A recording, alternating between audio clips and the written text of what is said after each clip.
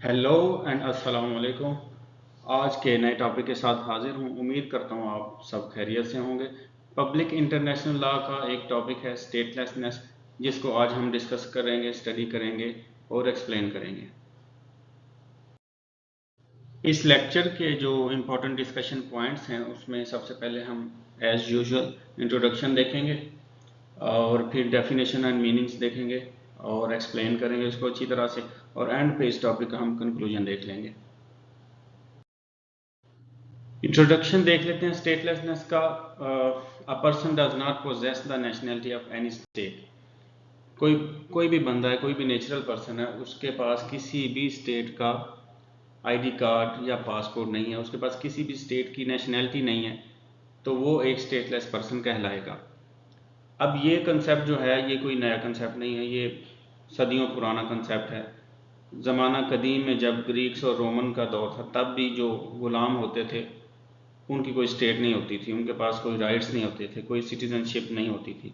उनका मास्टर, उनका ओनर ही उनका सब कुछ डिसाइड करता था। इसी तरह इस्लामिक सोसाइटी में जो बंदा मुर्तद हो जाए, दीन को तर्क कर दे, उसके हवाले से भी सेम रूल्स देखे गए थे, और स्लेव्स के जो रूल्स थे वो भी इस्लामिक सोसाइटी में मौजूद थे। Definition and meaning according to article 1 of 1954 convention. अच्छा, 1954 में कन्वेंशन हुआ, जेनेवा कन्वेंशन, जिसमें स्टेटस ऑफ स्टेटलेस पर्सन को डिफाइन किया गया। उसके मुताबिक, उसके अकॉर्डिंगली हम डिफाइन करते हैं स्टेटलेसनेस को।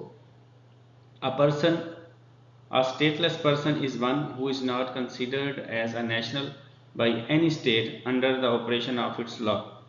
अब जिस तरह हमारे मुल्क में सिटीजनशिप के डिफरेंट रूल्स हैं, बर्थ सर्टिफिकेट है, उसके बाद डोमिसाइल है, आईडी कार्ड है, या उसके बाद एंड पे आपके पास पासपोर्ट वगैरह बनते हैं, तो कोई मुल्क जब अपने लॉ के मुताबिक किसी भी बंदे को रिकग्नाइज नहीं करता, ठीक है, वो किसी भी स्टेट से अगर कोई बंदा रिकग्नाइज नहीं है, उसके पास कोई पासपोर्ट नहीं है, उसके पास कोई आईडी कार्ड नहीं है, कोई भी स्टेट उसको अपने लॉ के मुताबिक अपना सिटीजन कंसिडर नहीं करती, तो वो एक स्टेटलेस पर्सन होगा।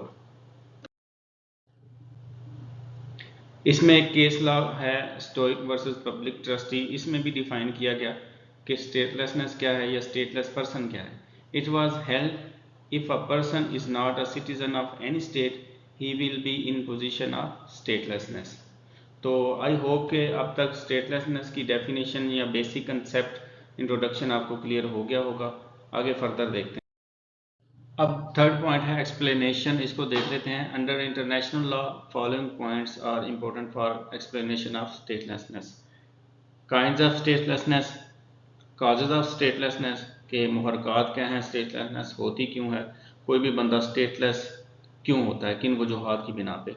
और थर्ड पॉइंट है इसमें struggle for reduction of statelessness, के इंटरनेशनल सतह पे स्टेटलेसनेस को कम करने के लिए, इसको रिड्यूस करने के लिए कौन कौन सी स्ट्रगल्स अभी तक की जा चुकी हैं। काइंड्स ऑफ स्टेटलेसनेस में देखते हैं हम, पहली है डे ज्यूरे स्टेटलेसनेस। इसमें under operation of any state law, यानी कि कोई पर्सन है, उसको किसी स्टेट ने अपना सिटीजन मानने से इनकार कर दिया है, उनका जो भी प्रोसीजर या उनका जो भी तरीकाकार था उसके मुताबिक वो बंदा उनकी सिटीजनशिप एक्वायर नहीं कर सका, तो ये डे ज्यूरे स्टेटलेसनेस में आ जाएगा। फॉर एग्जांपल, कोई बंदा किसी कंट्री में उसकी बर्थ हुई है, और ज़ाहिर बर्थ के टाइम पे जिस कंट्री में होगा वहीं पे वो अपने सिटीजनशिप के लिए अप्लाई करेगा। अगर वो स्टेट उसको रिकग्नाइज नहीं करती तो ये डे ज्यूरे स्टेटलेसनेस में आएगा, यानी कि उस स्टेट ने उसको अपना सिटीजन मानने से इनकार कर दिया है। और दूसरा है डिफेक्टो स्टेटलेसनेस। फॉर एग्जांपल, एक बंदा अपने मुल्क को छोड़ के किसी दूसरे कंट्री में जाता है, और फिर वो अपने प्रीवियस कंट्री की सिटीजनशिप को छोड़ देता है, और उसके जो प्रोटेक्शन या जो भी राइट्स हैं उनको वो अवेल नहीं करना चाहता, ताकि वो नेक्स्ट कंट्री की आगे से सिटीजनशिप हासिल कर सके। अब उसने चूंकि पिछले कंट्री की ऑलरेडी अपनी सिटीजनशिप छोड़ दी है, और जब तक उसको अगली सिटीजनशिप नहीं मिलती, इस दौरान में वो बंदा स्टेटलेस है।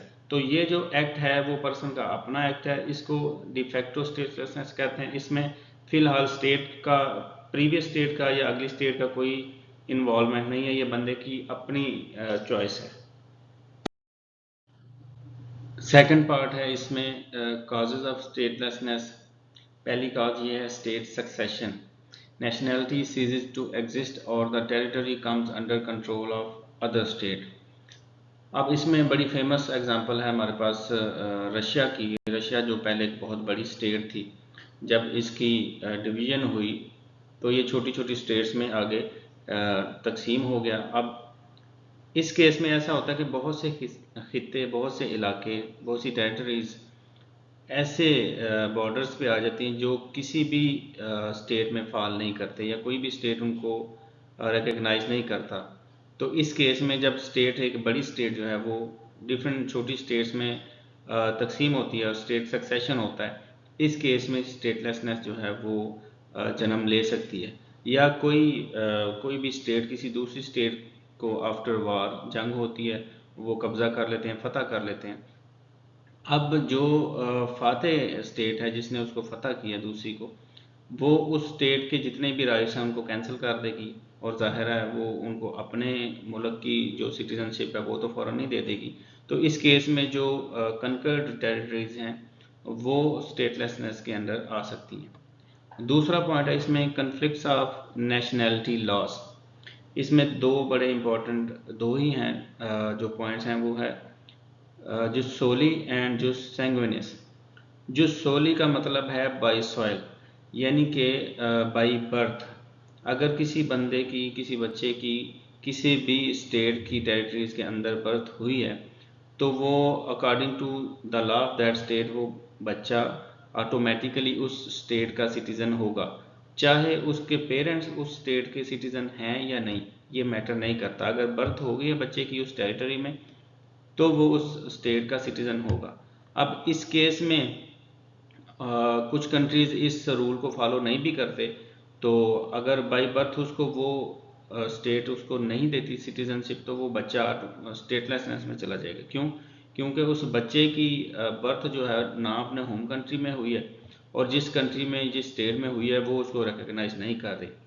तो इस सूरत हाल में बाई बर्थ अगर बच्चे को स्टेट सिटीजनशिप नहीं देती जहाँ उसकी बर्थ हुई है तो वो स्टेटलेसनेस में बच्चा चले जाएगा। और दूसरा कंसेप्ट होता है जो सैंग्विनिस। इसका मतलब ये है बाई ब्लड। फॉर एग्जांपल अगर किसी के पेरेंट्स किसी स्टेट के सिटीज़न हैं तो जो सैंग्विनिस के तहत अगर पेरेंट्स उस स्टेट के सिटीज़न हैं तो जो बच्चे हैं उनको ऑटोमेटिकली सिटीज़नशिप वो एक्वायर कर सकते हैं। अब इसमें भी ये वाला जो रूल है ये भी कुछ स्टेट्स में जो है वो स्टेटसनेस का वजह बन सकता है। वो इस तरह से कि अगर कुछ स्टेट्स जो सैंग्विनिस को रिकग्नाइज नहीं करती, ठीक है, चाहे पेरेंट्स का सिटीज़नशिप है लेकिन वो बच्चे को अगर नहीं देते सिटीज़नशिप, तो इस केस में भी स्टेटलेसनेस जो है वो अकर हो सकती है। ये दूसरी काज थी हमारी। पहली काज थी स्टेट सक्सेशन की और दूसरी कन्फ्लिक्ट्स ऑफ नेशनैलिटी लॉज, यानी कि डिफरेंट स्टेट्स के डिफरेंट लॉज हो सकते हैं। और तीसरा पॉइंट है हमारे पास citizens of non state territories. ठीक है, अब जो only states can have nationals.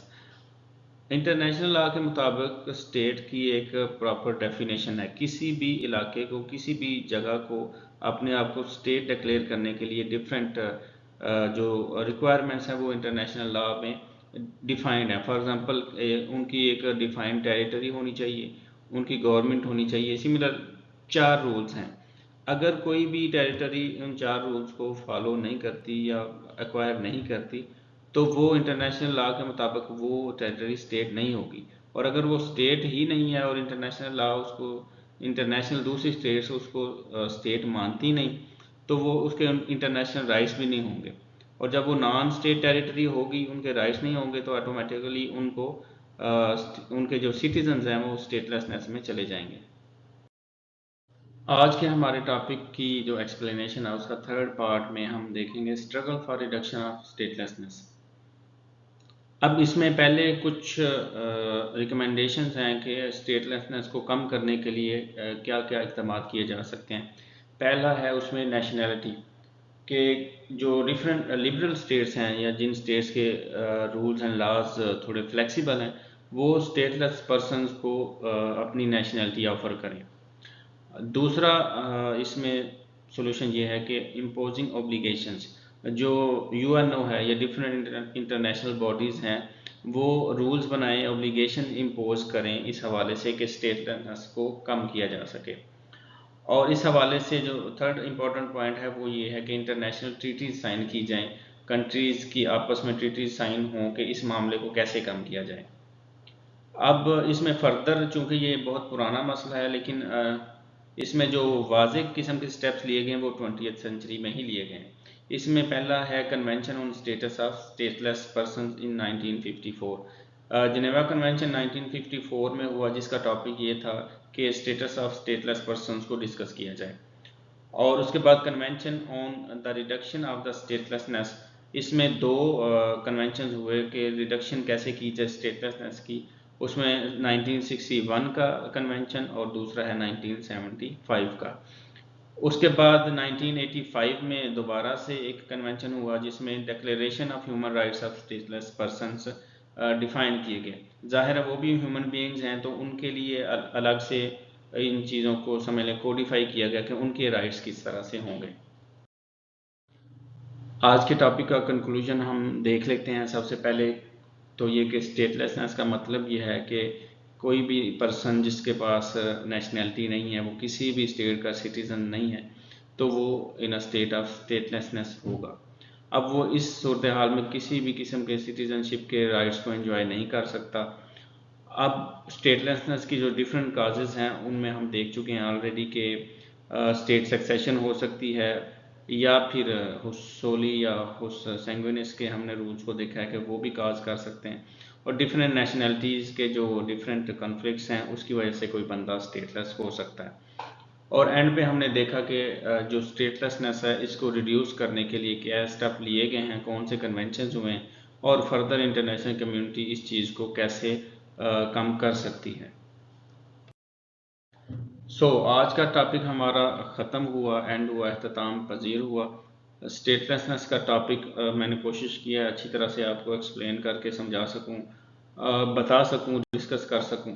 बहुत शुक्रिया आपने ये वीडियो देखी। थैंक्स फॉर वाचिंग, और उम्मीद करता हूँ आपको पसंद आई होगी।